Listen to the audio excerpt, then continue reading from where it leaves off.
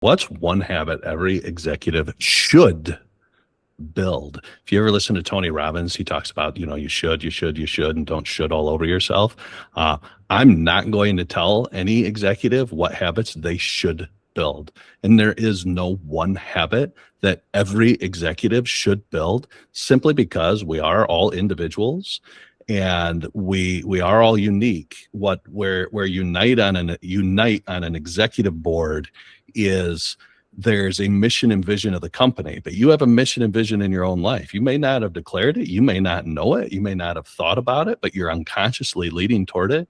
And really, one of the wiser things you can go is how is my life going to contribute to this sort of corporate body's life and existence? It's not a habit so much as a way of seeing things. If you want one habit, if you say, well, every morning I should get up and have a glass of hot water with a handful of salt, that might work for your buddy, but not for you. That's the trap of comparison. And then what should we be doing?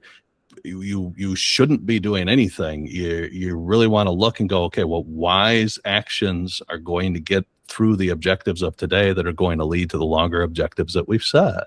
That is more wise than anything. But be very, very careful of your language. When people start to say you should be doing this, no.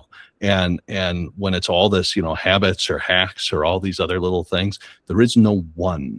There's one thing for you in your life. You go read Gary Keller's The One Thing. He doesn't say this is the one thing. He says find your one thing.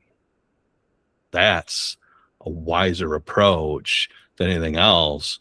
If I gave you my life, in fact, Bruce Lee in his Jeet Kune Do, if I'm remembering it correctly, he even said the highest level you can achieve in his martial art, you can't achieve what he achieved. You cannot be number one like Bruce Lee is number one. You have to be it in your own way.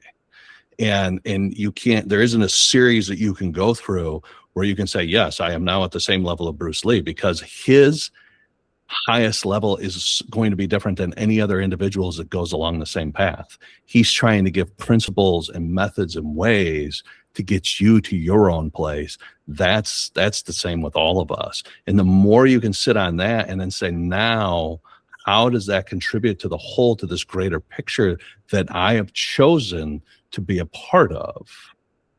Now you're going down paths where you can say, how do we achieve that high level? Because everybody's going to have different strengths, different weaknesses, different backgrounds, different lives, everything that's going to go in and contribute to that. So, no, I'm not. It's a very interesting question for that reason.